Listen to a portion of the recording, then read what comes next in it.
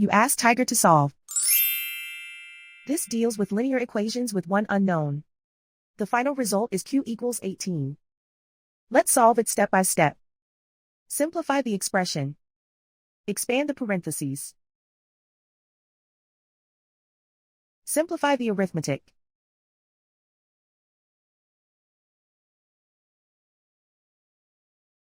Swap sides. Group all constants on the right side of the equation. Add 61 to both sides. Simplify the arithmetic.